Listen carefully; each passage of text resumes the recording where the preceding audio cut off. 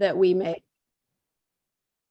And in the book, he quotes Viktor Frankl, who was an Austrian psychoanalyst who survived the Nazi concentration camps.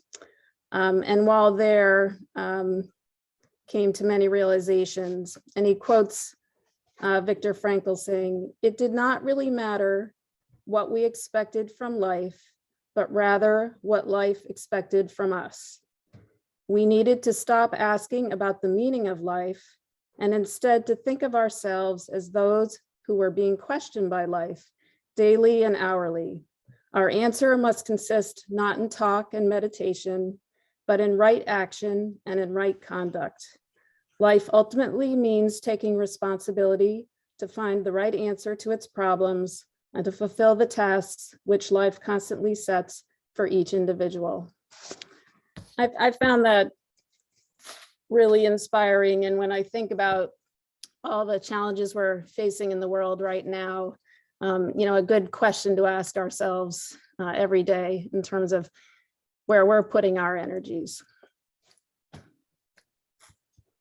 Thank you very much, Susan. I appreciate that. And I agree, it is a very, very important question to be asking ourselves. And at the same time, we can be looking at the Rotary four-way test. Is it the truth? Is it fair to all concerned? Will it build goodwill and better friendships? And will it be beneficial to all concerned? Good things to think about as we're going through our day. So thank you for that very much.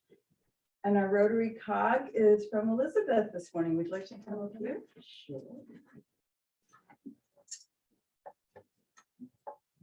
Okay. I got a pile of Rotary magazines in the mail the other day since I'm new here. But in the March one, there's an article called Girls Empowered, and it's about a small village in Uganda where girls were missing like 3 to 5 days of school every month once they got to be teenagers because they were getting their periods and they didn't have any supplies or education on how to do that. And so Rotary helped them. This caught my eye because it's something that my company helps with a lot too, but they do it in a different way here.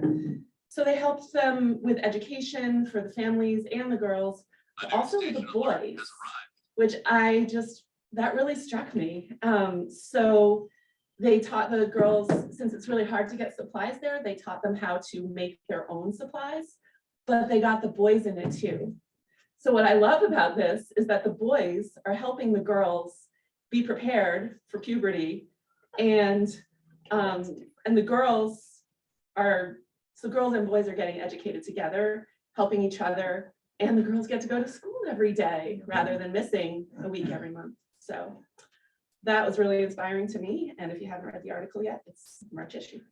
Excellent. Thank you so much.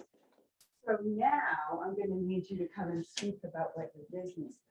Okay, so that's just a small piece of it, but I'd love to. Did you all hear me just say that I hope Elizabeth will come and share with us what her business does? Yeah. I'm not quite sure how much Owl picks up on what I'm saying, depending on where I am. Okay, and actually, I did see one of our special guests, but I lost her on the screen. There you are. Good morning, Ellie. Ellie is the daughter. Oh, it's Ellie Beckett. Yes, Ellie Beckett is the daughter of one of our former Rotarians and the Williston town clerk, Deb Beckett. Ellie, it's so good to see you here. Good to see you all too. Thank you for joining us. I just got this really warm, fuzzy feeling. I think your mom's here too. So thank you for joining us very much. And good morning, Eric. And so without further ado, our speaker chair for this month is Sonia. And I'm going to let Sonia go ahead and introduce our speaker today. Good morning, everybody. This morning we have Eric Axelrod, who is the founder of the Chittenden County Wood Bank, which reduces heat insecurity for many people in Chittenden County. He started this organization with his two sons when he had extra wood in 2019. Now a growing nonprofit organization, they distributed 75 cords of firewood to families and individuals in need this past year. So we welcome Eric. If you'd like to stand up here. Yeah, sure.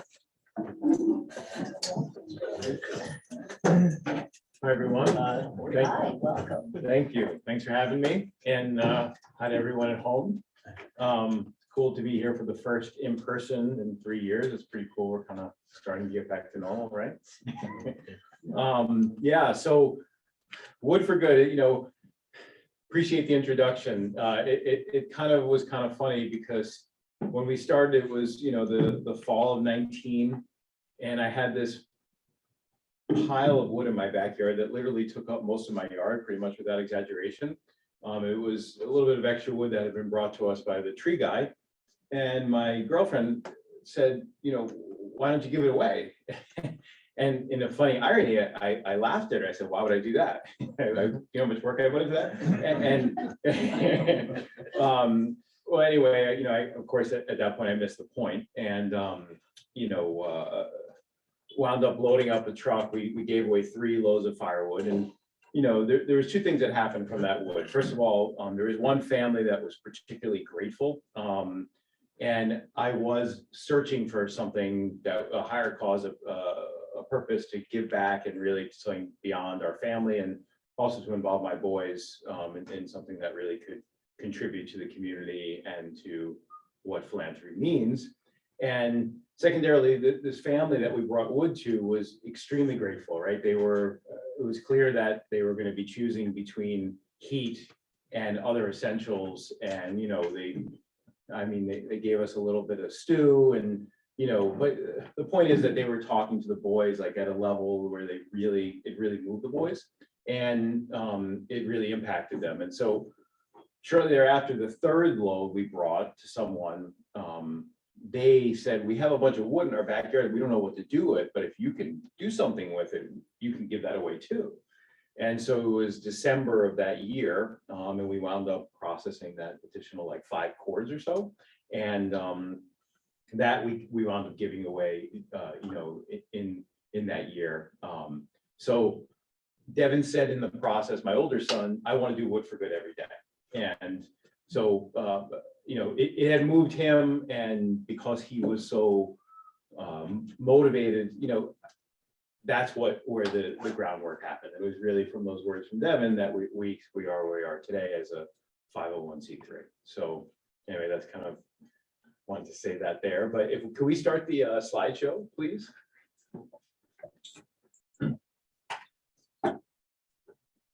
So you have to share to make it full screen. So if you take off the view on the right, so we just see everyone here can see. Eric, do you need a change of lighting? No, the lighting, if it was maybe a little dimmer, that might be better, people to see the screen better. Do you want me to help you with that? Yeah. Yeah. Is that okay? Let me see.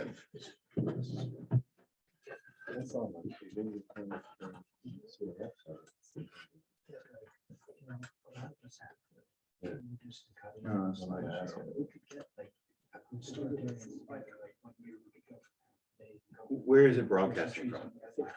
Yeah, this is the one. It's fun. Yeah. Okay. Yeah, that's okay. Yeah, not the first time I've had a problem with the slideshow. You're the last. So yeah, can we move to the next slide, please?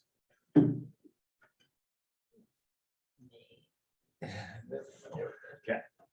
So our mission is to reduce and hopefully remove to the largest extent we can heat insecurity, specifically to families in need in Chittenden County. you know, at least the scope we're at right now, we really can't deliver much further away, although we have to certain families. Our goal, excuse me, our goal this year is to increase recipient families from 75 to at least 140, maybe we'll say 150. That's based upon some recent acquisitions of capital equipment that we've had. And so behind this picture there is the first 10 cords of wood that we processed.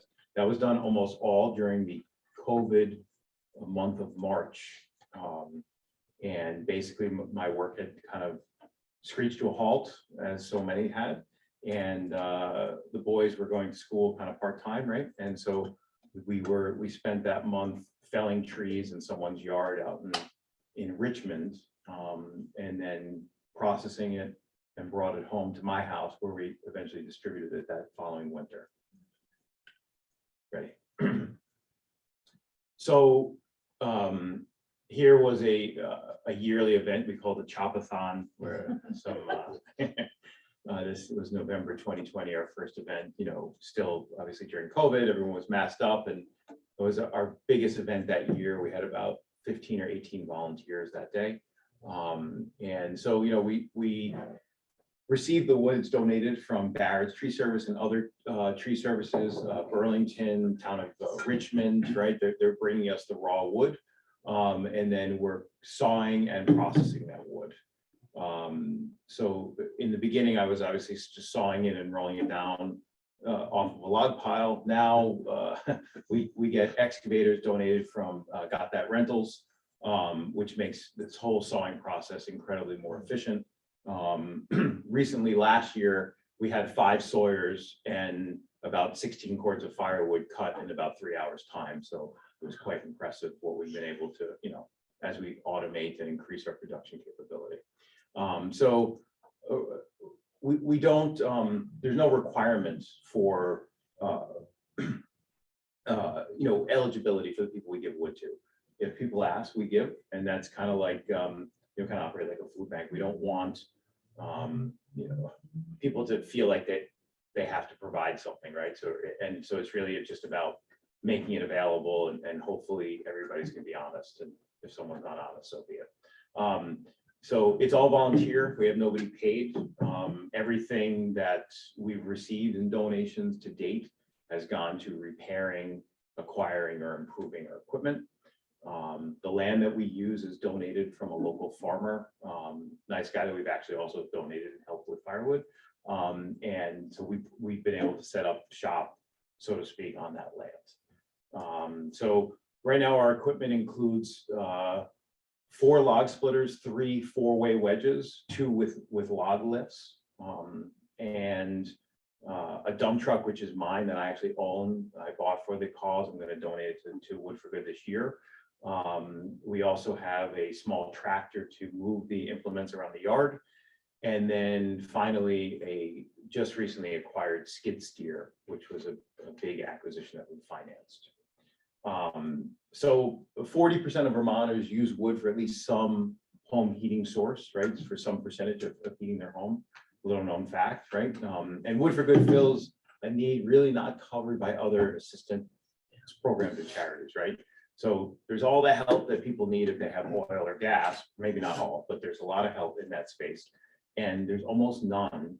And the interesting thing is that the people who burn wood tend to be the most disadvantaged Vermonters, right? And you know, I don't know that statistically, but I do know that anecdotally, that the people that we're bringing wood to, you know, they really need the help.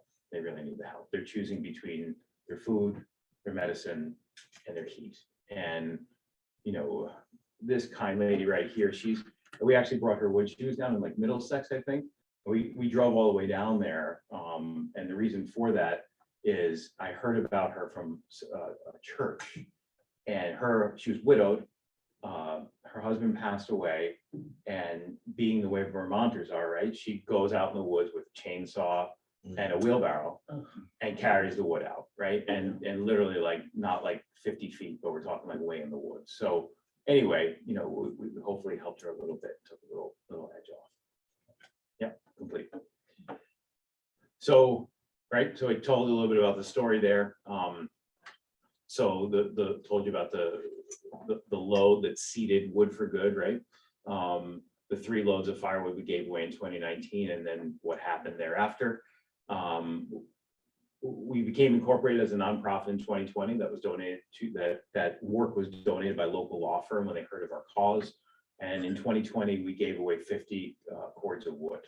That year, we acquired the dump truck, 2 additional log splitters, and also the tractor. And then, so once we received the official 501c3, we were able to get some more donations, and that's how we, have been able to partially pay for and then finance the rest of the skid steer that we acquired. We had a couple of corporate volunteer days this year, dealer.com with this 2021, and Heritage Aviation, and we have several corporate companies, and also excited the Boy Scouts are going to join us. They used to volunteer at the food bank, but because of COVID and other changes, that no longer is something they can do, and there's a large pack, and as a former Eagle Scout myself, I'm kind of excited to help some younger boys and have some impact on the troop. So yeah, so here's some of the towns we've helped, right? So as I indicated in the beginning, we don't go out of Chittenden, but in special cases we have and we do. And so the reason for that is when someone gives us a compelling story, and we've received a lot of them. We've actually gone as far away as the Northeast Kingdom. Story was a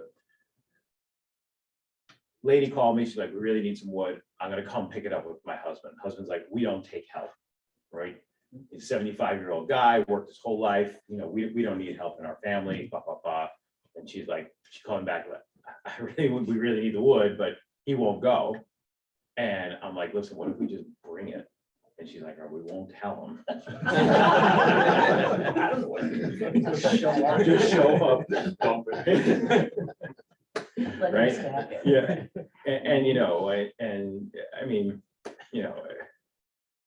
the best part of what we do is giving it away. And so when, I don't know, I just kind of choose, like, when someone really moves me in a story, it's like, hey, how can we help? And also I like to show the boys is like, people are in tears, and you can just see what the difference that we're making. So anyway, that was particularly cool. And this was a family that we brought wood to. My boys are pictured here in where was that? Huntington, I think. And I think they had like 3 kids and 2 foster kids. And anyway, they were just, the kids were super happy at that family. Anyway, we can move to the next one. All right, so here's what we need. So, I think we're just about done in terms of the capital expenditure things that we need to scale the organization.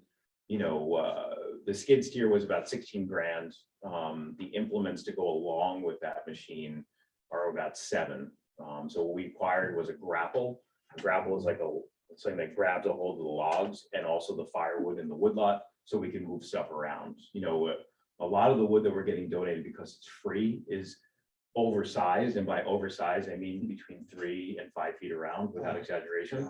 And so we're talking rounds that weigh as much as 500 pounds each, right? And so those are not only cumbersome, they're actually dangerous for volunteers to handle, right?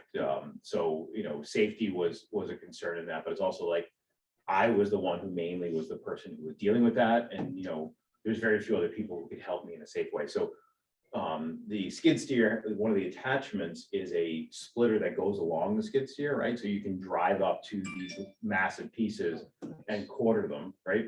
And then process them on the 4-way and other splitters that we have. So that was a safety consideration and also an automation, because basically what the conversation I had with myself and the boys is, we know how big this need is, and we know that we're the only ones who are able to do it right now in Chittenden County, and that we're going to have to make it happen, and we're going to finance it. And if we get the funding, great, and if we don't, we'll pay the payments. And just this is what we're doing. So that's where we're at. So the other thing that we acquired this year, or we paid a deposit on, is a 6-way commercial grade log splitter. So we already have 2 pretty good log splitters, but the splitter that we acquired is of a different level. So when you put 3 men or women on that machine, you can do 2 cords per hour. So we're talking like, you know, a real increase in automation. And so really the question only becomes then the raw material in terms of production, not how many volunteer hours we have. And, you know, that's important too, but, you know, it's just so powerful and so fast. You know, it's the equivalent of all the machines we have put together in one machine. Anyway, that Wood4Good volunteer was my son, younger son, Logan. Okay, You're gonna ready? be strong by the time he hits high school. Well, the kids are, they really are, you know, I mean, they're, you know, Jeez, no. yeah, they're pretty ripped up. Yeah, it's good. It's good. So that's me on the skid steer. I know you can't really see it, but that's when we first got it out of the wood lot this past fall. So that bucket, we are using we load that with wood, we load the trucks. We level out the wood lot with it, and then we have the other attachments like I described, the grapple, and then also the 4-way splitter. What's pictured there is that machine that we acquired. So that's made by a company out of Canada. And the reason we bought it out of Canada is because anything made in America was about $30,000.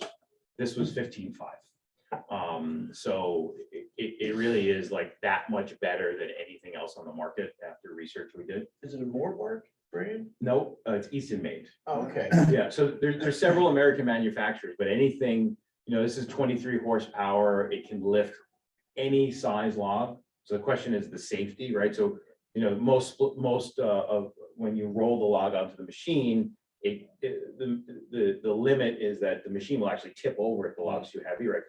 The hydraulics can pick it up, but the machine folds over the other way. Whereas this machine can lift a 500-pound log.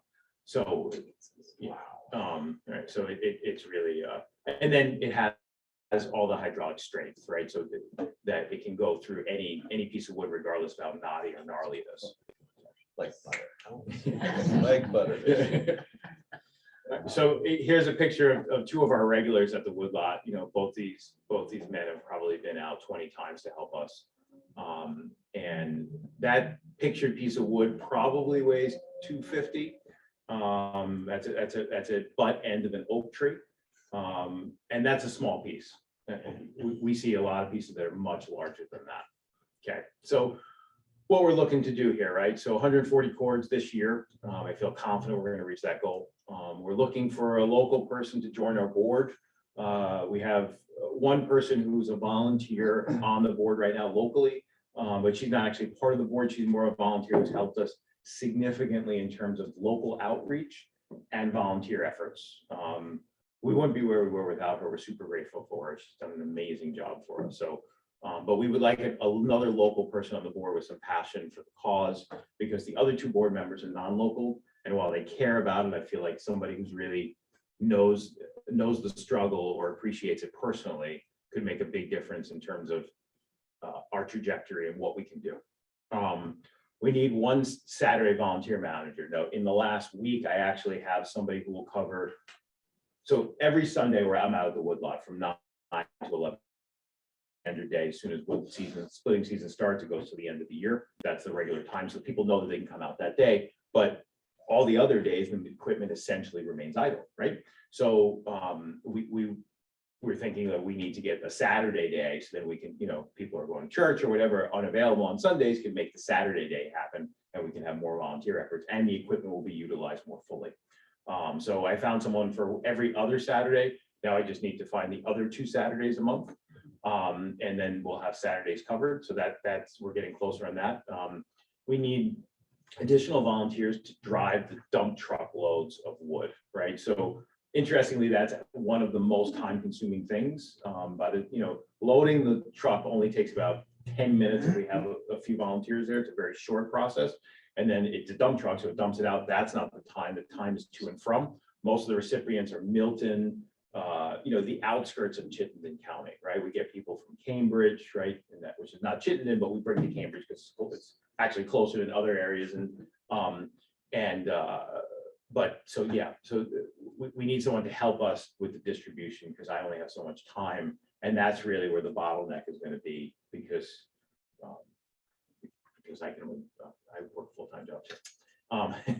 And then establishing pods in the quarters of Chittenden County. So thoughts we've had on that is, maybe if we find someone who will give us some land, like we could finance like a triaxle dump truck, load that, dump it there, and then they could help us either with the distribution or like maybe control the wood flow so people don't steal it.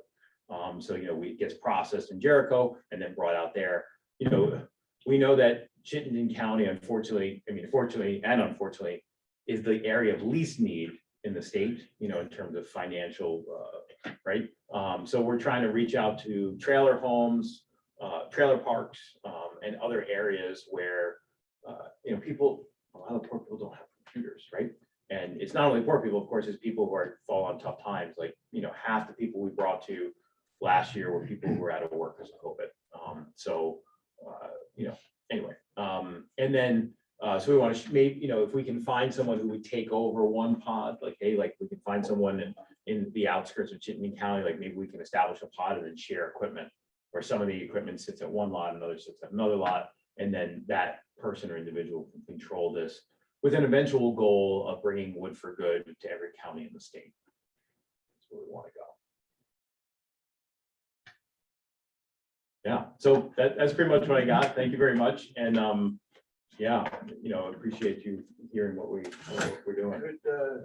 Could I come out and see your operation like on Sunday or? Absolutely. So he's between 9 and 11 is when I'm upstairs in church, but are there other, you said? Yeah, no, I'm usually there every morning. And certainly, I'll get your contact info because I know there's a few of us in here that would probably be interested in volunteering.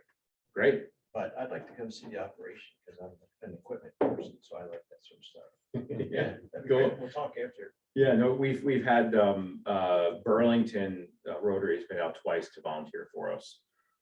South Burlington also intends to do the same. And I had spoken with, when I spoke with South Burlington last, what they were saying is that they'd like to do like a group volunteer day where like all the Rotaries from the area come out and, kind of like, I guess you guys maybe don't know each other all that well, or maybe some,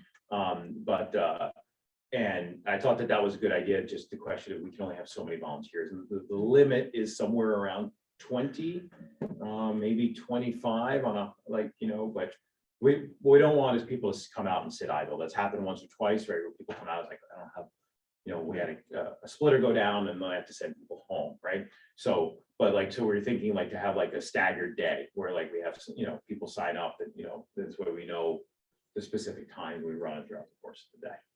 Where are you harvesting your wood from the farmer where you're So- located or? So good question. So the majority is donated from Barrett's. Barrett's brought us last year at least 50 cords. And so in addition, we have a couple other tree services that Pete Davis is in Jericho. He brings us some wood. Teacher Tree Services brought us a few loads. And then also the city of Burlington has about 15 cords sitting for us. And the town of Richmond also has wood. And city of Burlington told me just recently that because of the emerald ash borer, although it may not be this year, they'll have hundreds of cords of wood because all the trees have to go down in Burlington. So, yeah. So do you season the wood? Yep. So this year, our intent is anything that we process in like May and June to load the truck with and get it out of the lot. Okay. We have sitting in the lot right now somewhere about 40 cords, give or take, right? And so then, I don't like to give away anything that isn't seasoned because, people don't recognize it's actually a waste of energy, right? It's not only a waste of energy in terms of distribution, but you only get 50% of the value of the wood on, green wood versus seasoned wood. So by we basically have until like June of this year. You can give away wood in June and it's still good to burn. It's not as good. So we have until June to reach our goal. So we have to, really ramp it up to get that wood out, to meet that goal for this year. What if somebody gives you birch or wood that's not very good for producing heat? So birch is fine, actually. It's not at the bottom of the scale, but like things like poplar and pine, we won't take. No. Yeah. And on that line, if people are cutting their own wood and have extra, is there an opportunity for you to take it, or is it too much hassle with variations in the wood and the size and the splitting? So all we deal with is variations. Yeah, sure. So the answer is if Barry shows up with a logging truck and 40,000 pounds of wood in the efficiencies of scale. Yeah. In the beginning, it was like, yeah, I had all this time, I wasn't really working. Right. Sure, I'll load up the truck, I'll go get it. Yeah. Now it's like, no, it's not. I mean, I just can't, because it's like when I'm out at the lot and if we have a good volunteer day, we get 10 quarts done right now. So. Yeah. Is there group work or the deliveries on Saturday and Sunday? The deliveries can be whenever. So the group work is on Sunday, Okay. but I mean, essentially what I'm looking for is someone to drive the dump truck, right? Who knows how to drive a stick shift, and so it's, this is not difficult work, but the challenge is that the ideal delivery person would be somebody who could load the truck and deliver. But that's not necessarily even somebody who could just be willing to drive it, because like for example, if we have a volunteer day, if the truck is loaded first thing in the morning, they get there, they can get out one load, they come back, load the truck again, get another load, and then maybe even a third load during the course of the volunteer day, because we have the volunteers there to load the truck, if that makes sense. And how much wood are you giving people when you bring a load? What is that? Good question. So the dump truck is between 1 and 1.3 cords fully loaded. So we have like high walls on it. And so when we try to stack it up, we try to get as much wood in as we possibly can. So we get that full amount. And do you go back to the same, I mean, one quarter is gonna last for a certain amount of time. Do you go back to the same houses? Or? So we have more recipients than we have wood. So the answer is one load per family. When I say 1 quart, it's really 1.3. But 1 load per family. And maybe someday if we can get like you can put a bigger back end on some of these dump trucks, right? Where you can actually put in like 2 cords. So then, because a lot of families do burn 2, 4. I mean, some families will burn 10 cords a year who are in like old Vermont farmhouses. We can't help everyone in that scope and scale, but especially people who really need the help, right? Firewood is $350 to $400 a cord now seasons, right? So. Let's see if anybody on the screen has questions.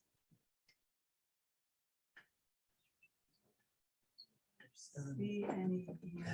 Did they hear that? Can you hear me?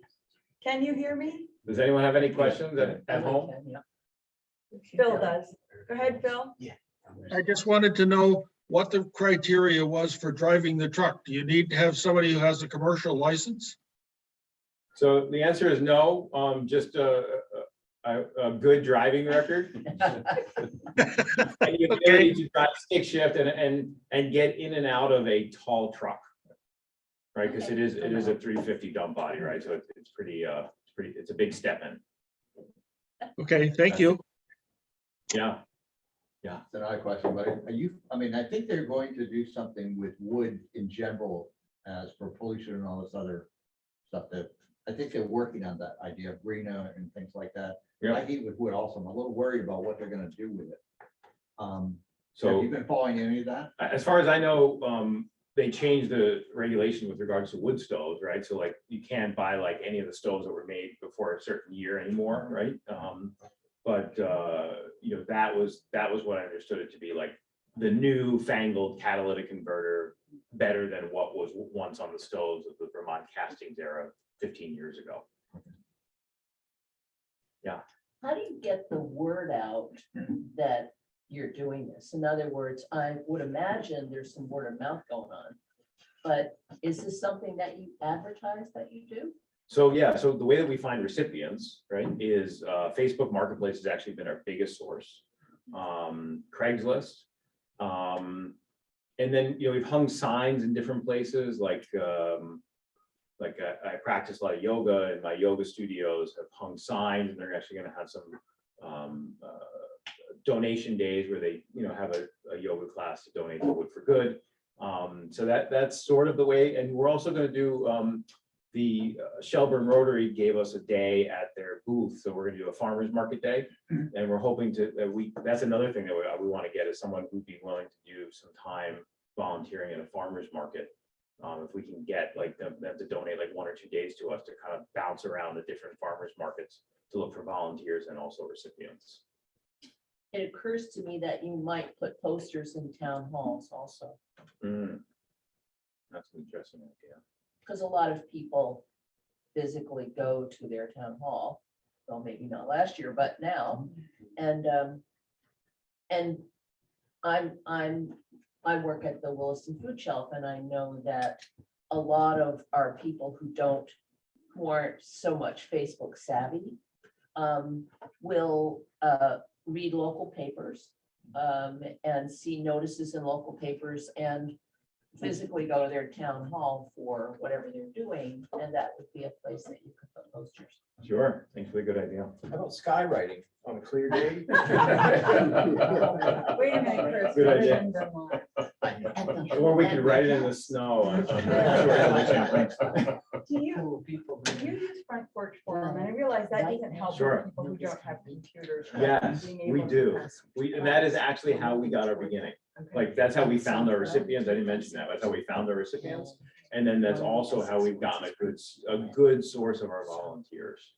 Is Front Porch Forum. So I can post to front porch forum about you Yeah, and put your information in there and. that would be wonderful.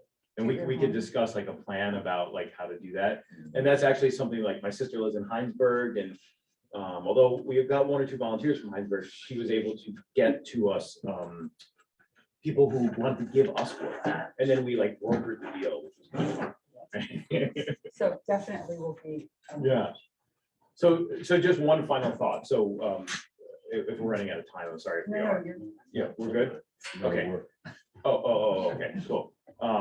So the other Burlington Rotaries have discussed amongst themselves that they want to combine forces, because apparently Rotary International will match a donation.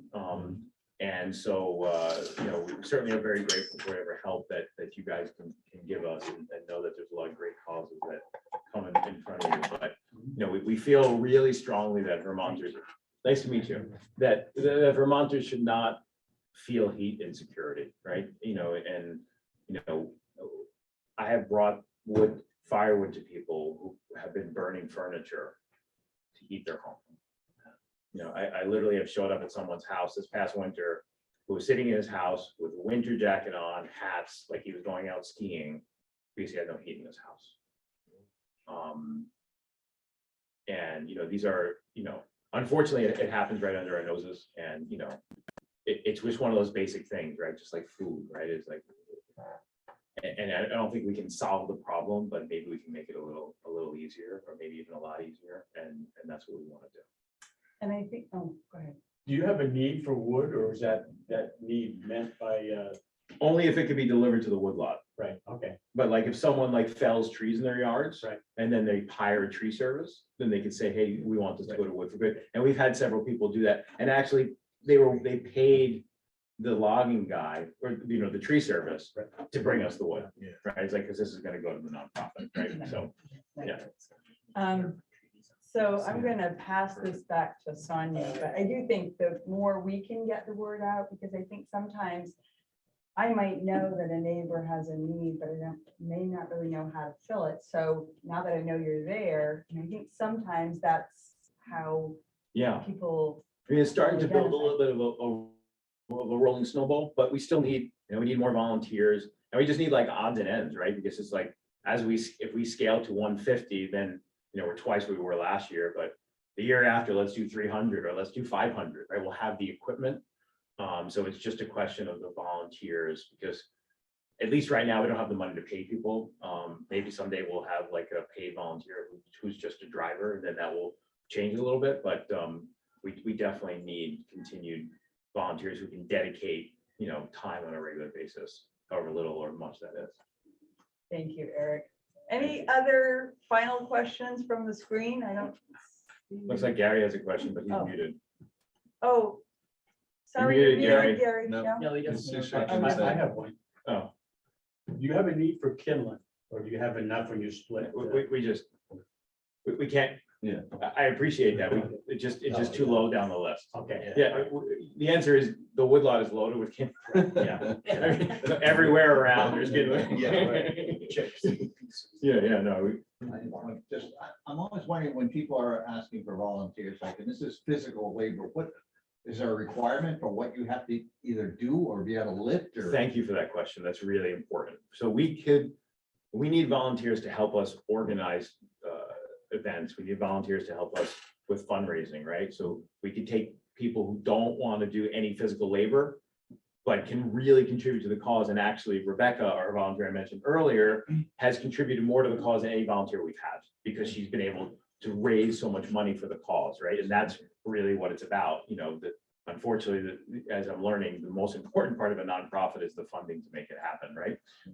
And then there's other things like you can work out of the woodlot where, you know, running the handle of the splitter, right? Yeah. Someone who's precise, who can run it right to where it needs to go and then pull it back and then stop it where the splitter head, you know, we can load the next piece.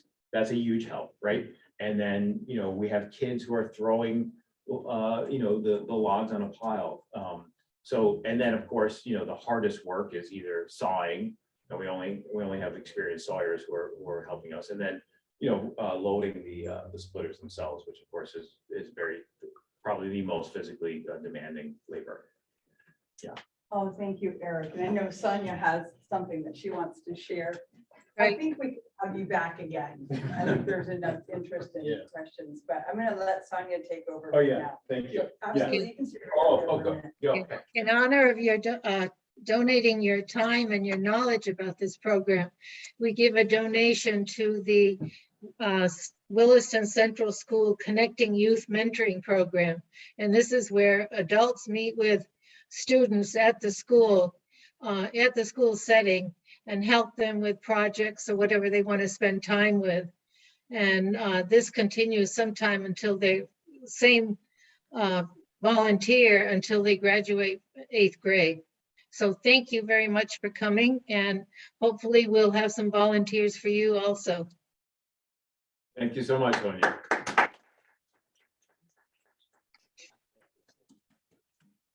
We'll definitely be Is in that touch. finished?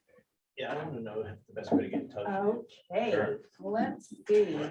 Thank you, Sonia, for getting Eric here for us. Very, very interesting. It's pretty sad that people are having to sit in their homes fully clothed for the outdoors. But I'm preaching to the choir here. So thank you again, Sonia, for that. And we have Andy Michael here, who's going to take a few minutes to share with us about the upcoming Easter parade and egg hunt. Did you sign us up yet? Thank you, President Leslie. I feel like I can either talk to the owl or talk to the group. So if I'm looking around, that's what's going on.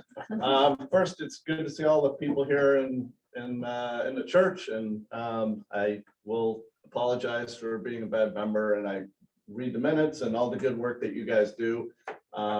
Briefly, I just tell people the only problem with COVID is I started working twice as much as I did before, and that's a position to be in.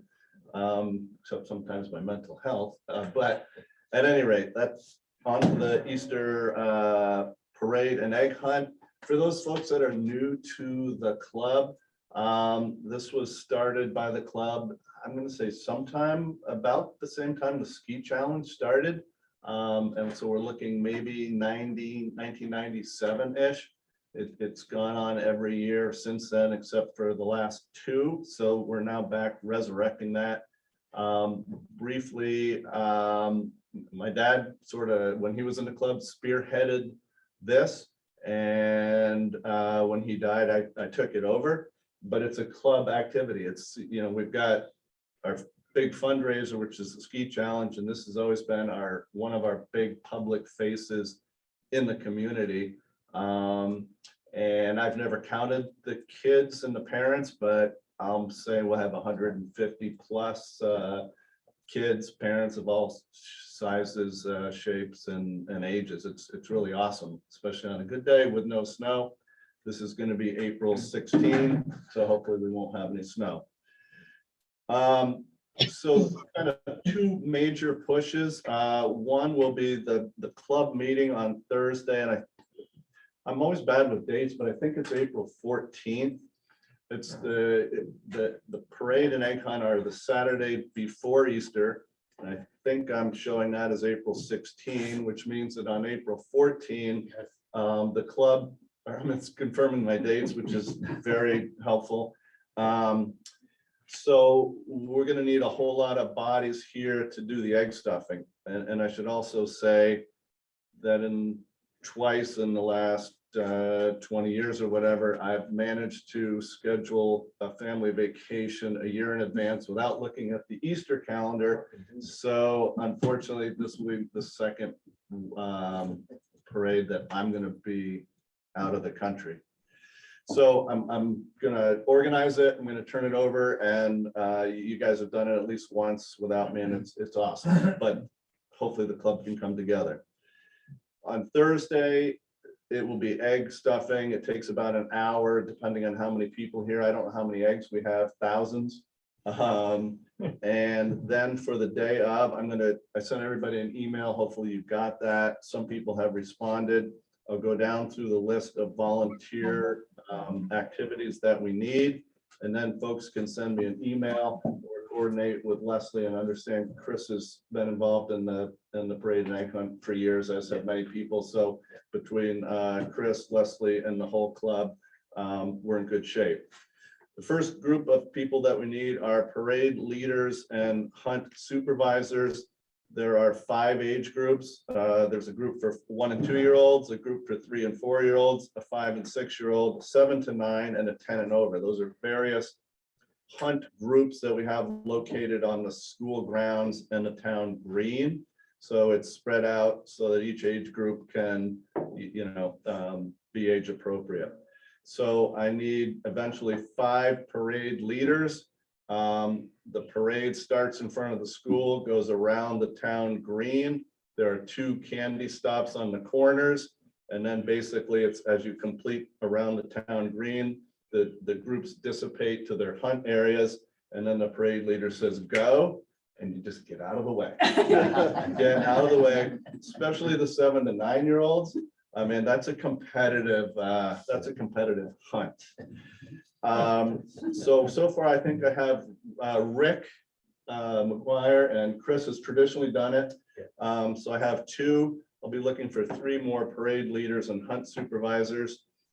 On the it's the statue of Thomas Chittenden, I think, and then the one in front of the library. Those are the candy distribution spots. I need 4 volunteers for those corners. Okay, I'll show Walter as 1. I'll do a leader. Okay, Armand is a leader.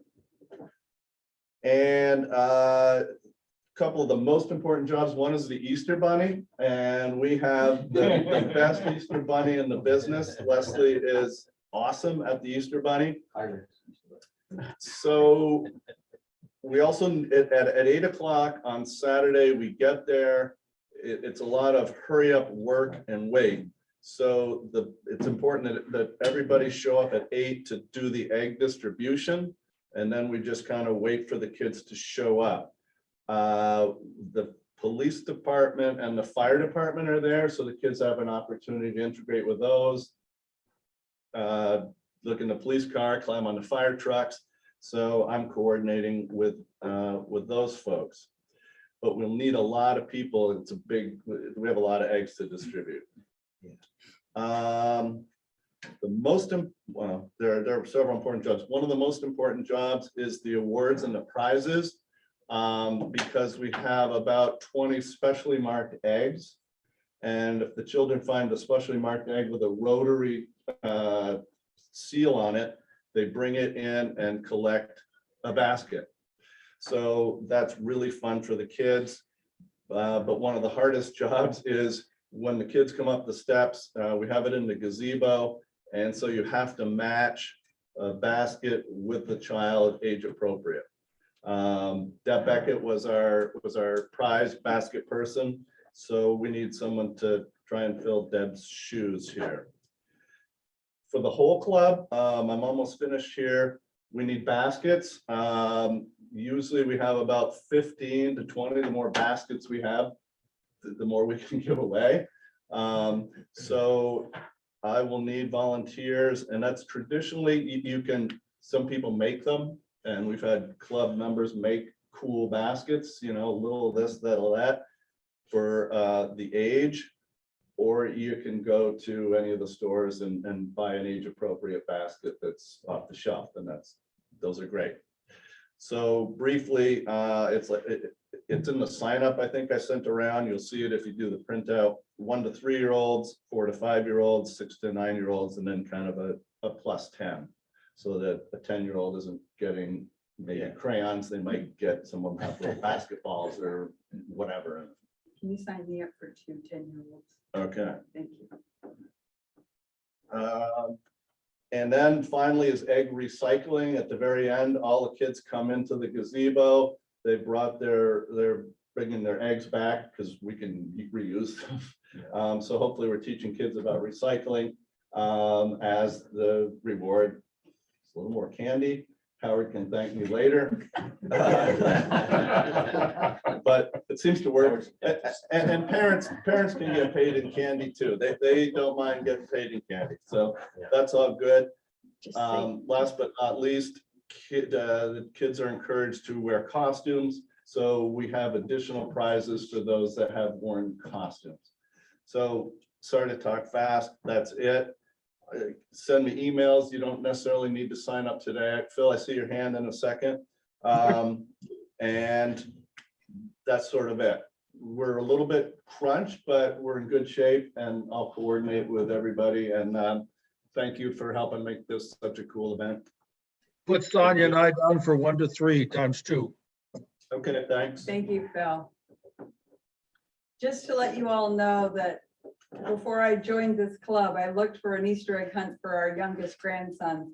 And the Williston-Richmond Rotary Club was rated the highest of any in the area with the most positive comments. And that's what drew us into this club. So And now you're president. So I don't know if we're gonna blame you or, but That's awesome. thank you, Annie, very, That's very awesome. much. This is a tradition that I have missed tremendously. Yeah. So thank you. It's it's an awesome event. Does anybody have any announcements?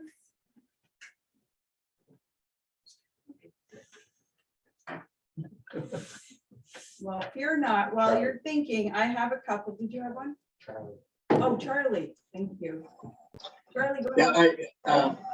I visited the South Burlington Rotary Club this morning, had a really great speaker that I want to get as a guest speaker. But one of the things that I learned is that the Burlington Sunrise Club is having a fundraiser next Tuesday.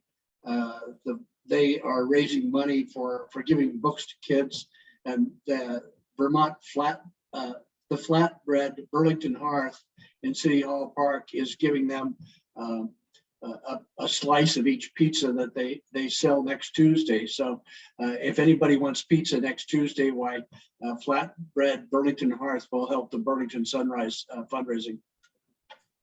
Excellent. Thank you, Charlie. I want pizza Tuesday. Any other announcements? Pretty much.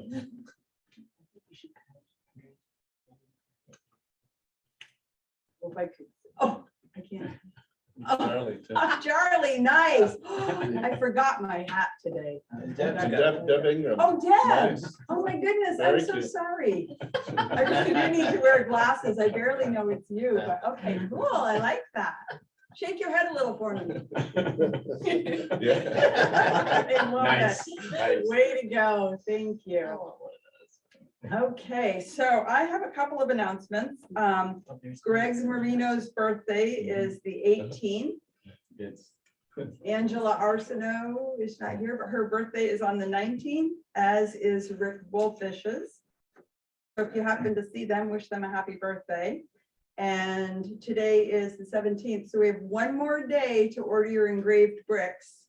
So if you want one in time for Memorial Day, please make sure you talk to Phil about that. And next week, our district governor will be coming to speak to us. So while I have you all here, my little captive audience, could I have a volunteer for the inspiration and for the Rotary Cog next week? I could do it. Which one would you like to do? I'll do the cog. I'll The do rotary something cog? Excellent. Not Thank you. humorous, of course. What's that? Not humorous. You can make it as humorous as, you can make it anything. All right. Okay, so we have a cog. Now we just have the rotary or the inspiration for next week.